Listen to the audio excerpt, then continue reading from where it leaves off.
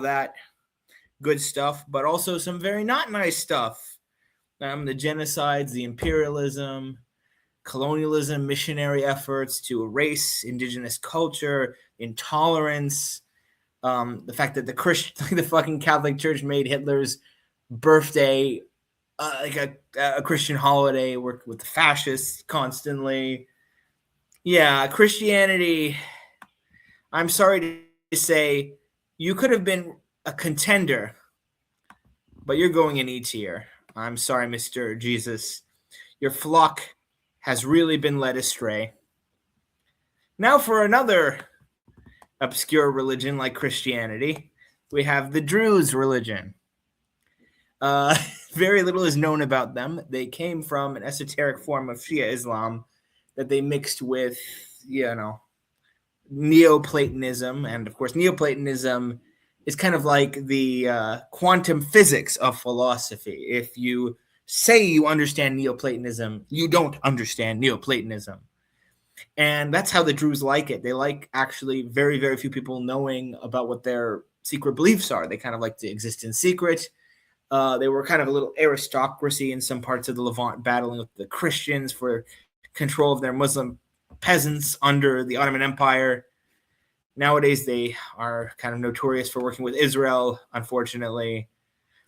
And while I like the idea of a secret religion based on Greek philosophy, they don't have enough of a distinctive identity to make them much special. They're definitely better.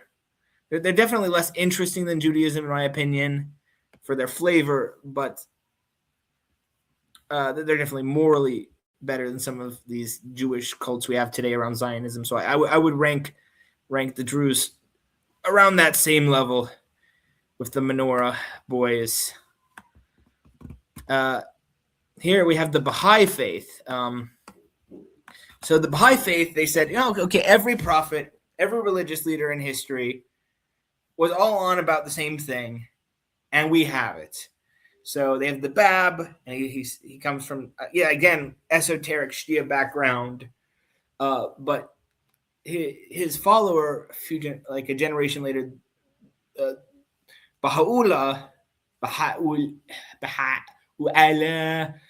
is in Iran, says we should make a religion that incorporates all other religions, very tolerant, monotheistic religion, everything together in one big garbage plate.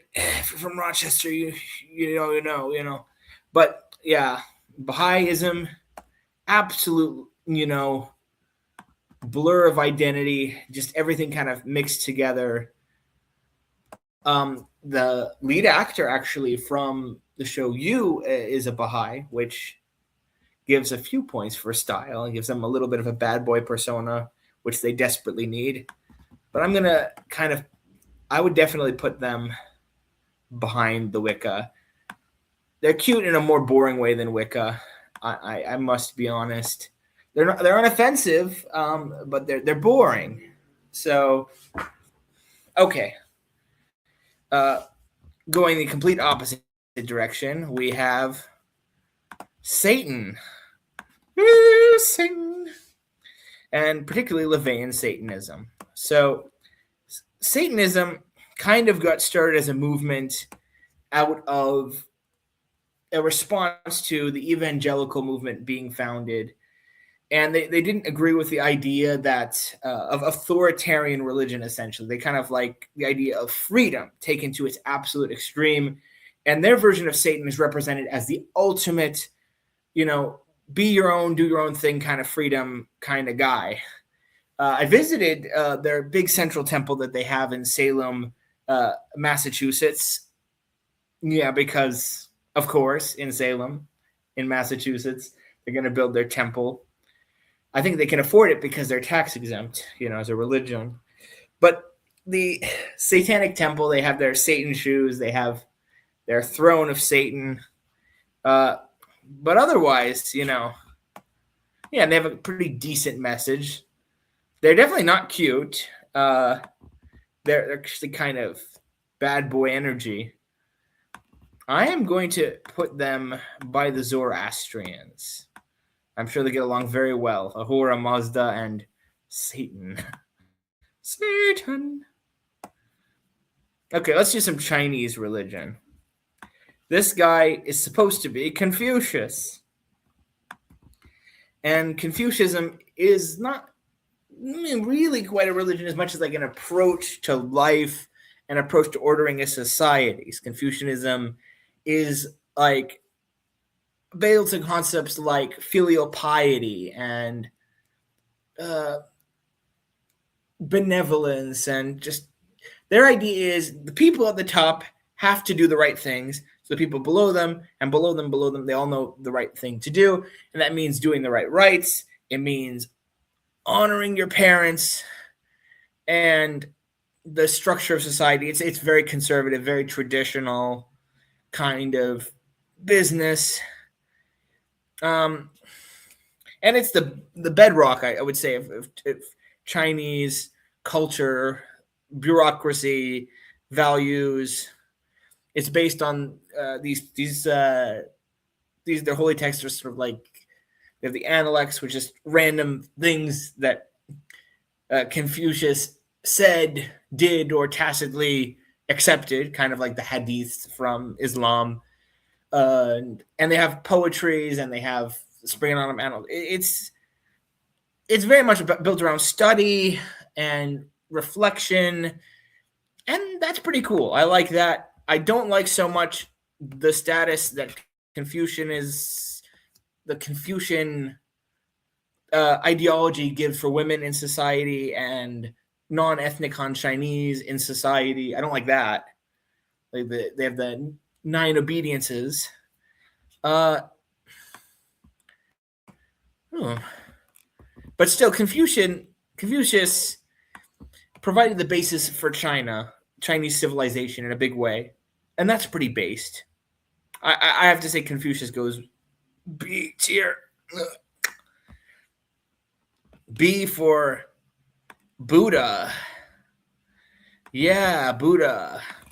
So the origins of Buddhism is this prince, Siddhartha Gautama, is a spoiled boy, kind of realizes after he goes out of the palace that life sucks. There's a lot of suffering everywhere, death, sickness, old people. And then there's the ascetics who renounce the world. And he's like, okay, I'm going to be an ascetic for a while. I won't eat anymore. And I think he kind of realized not eating and being an ascetic was not as fun as he kind of hoped it would be. And he's sitting under the Bodhi tree, and Eureka, he figures out a way to achieve nirvana, escape from the cycle of reincarnation and suffering. So, yeah, the Buddhism is very much based on escaping cycles of reincarnation and helping others. It's built on compassion. You have figures like arhats that keep being reincarnated even though they don't want to be and they don't have to be, so they can help others don't get reincarnated. Buddhism has sangha, there's monks that live off of charity, kind of mooch off of society, actually, kind of. and of course, Buddhism does not always live up to its values of nonviolence and compassion. We have little temples fighting each other in Japan and China. You think Shaolin warriors learned to fight each other, just like that? No. So Buddhism is really good. It has a lot of things that are really based.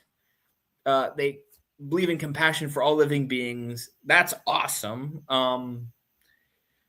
Some elements that kind of seem very politically passive, but frankly, a politically passive religion is better 99% of the time than a politically activist religion. I'm going to give them A tier.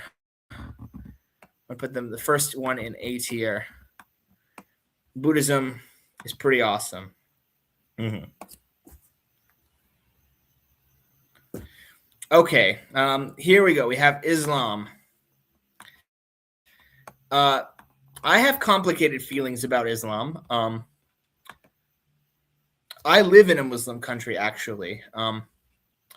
I'm living in Morocco right now. There are good things about Islam, just as with every religion, and there are bad things. The story of Islam goes that a well-respected gentleman, an orphan, Muhammad, who was from the wealthy and powerful Quraysh tribe in Mecca, started receiving visions of an angel who kept beating him in the head and said, "Read! I can't read! Read! I can't read! Just read!" And then he read, and he gets this book called the Readings, the Quran. And it's built around monotheism, a very hardcore monotheism. So Islam is tolerant of other monotheistic religions, but not of polytheistic religions. And they usually find a way to claim that other religions and other sects of Islam are actually polytheists, which kind of negates the tolerance in some ways. Islam is a diverse tradition. You have the Sunni tradition, which is informed by the first four rightly guided caliphs, especially the first three out of them, Abu Bakr, Umar, Uthman, who build this empire. They conquer with the sword, and then they tax the non-Muslims to pay for the empire. Unfortunately, everyone converts because they don't have to pay taxes. So you have a bunch of non-Arab Muslims and a bunch of people who are kind of pissed at getting passed over. These are the Shias. They work with the non-Arab Muslims, and that's why Shiism becomes a very big thing in Iran, and actually in the Persian Gulf area in general. Islam is based on poetry, so the Quran is essentially a book of poems. They usually rhyme. I don't know. Most people think Islam is all terrorism. It's not, actually. Maybe they could do more terrorism. That would be cool. I think more terrorism I would give it the thumbs up. But the reality is most Muslims are incredibly passive, often to a fault. And with their routines at the 5 pillars of Islam, you have charity, you have to make Hajj. It's all really expensive, by the way.